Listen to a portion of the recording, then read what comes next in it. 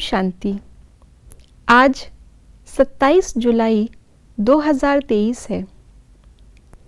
आज की साकार मुरली में बाबा ने हमें एक होमवर्क दिया, एक काम दिया। वो ये कि हमें चारों तरफ सुख शांति के वाइब्रेशंस फैलाने हैं, सबको चैन देना है, सबको सुकून देना है। ऐसा करने वाला ही सच्चा सेवाधारी है, आज स्लोगन में बाबा ने कहा। तो वास्तव में सुख शांति के वाइब्रेशंस फैलाने का क्या अर्थ है? कैसे आत्माओं को अनुभव होगा हमसे सुख का और शांति का? उसके लिए एक इशारा बाबा हमें दे रहे हैं आज, जो जानते हैं बाबा के अव्यक्त इशारों से। हर समय नम्रता की ड्रेस पहन कर रखो। यह नम्रता है कवच, यही सेफ्टी का साधन है। जहाँ नम्रता होगी वहाँ स्नेह और सहयोग अवश्य होगा। सच्चे नशे में रहने वाले सदा नम्रचित होंगे। नम्रता से ही सबको अपने आगे झुकाएंगे। नम्रचित आत्मा सुखदाता बन सकती है। तो सबको सुख देना, सबको शांति के वाइब्रेशंस अनुभव कराना, उसके लिए सुखदाता बनने के लिए आज बाबा ने हमें नम्रता का गुण बताया है।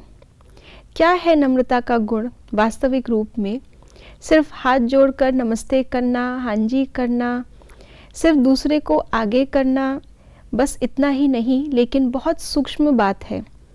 और सुखदाता बनना, कैसे नम्र व्यक्ति बन सकता है, ये भी आज बाबा ने हमें बताया है। सबसे पहले तो नम्रता, बाबा ने आज कवच कहा, इसको ड्रेस कहा। ड्रेस ऊपर से पहनी जाती है और कवच उसके भी ऊपर पहना जाता है।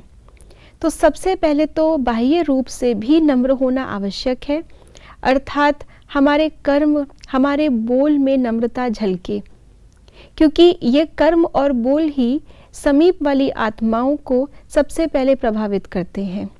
इसलिए बाबा ने कहा ये हमारी ड्रेस है। और कवच क्यों?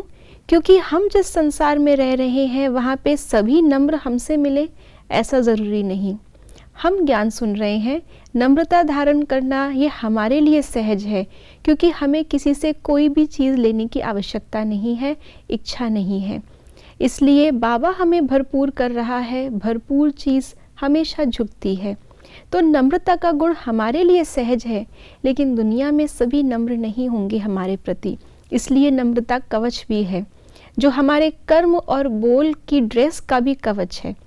यानी कि कोई सामने वाला कितना भी हमें कटु वचन क्यों ना कह रहा हो, मन से उसके प्रति हम हमेशा शुभ भावना तभी दे सकते हैं जब हमने नम्रता का कवच पहन रखा है। दूसरा, बाबा ने कहा कि नम्र आत्मा हमेशा सबको झुकाएगी। नम्र व्यक्ति का कभी कोई कुछ बिगाड़ नहीं सकता।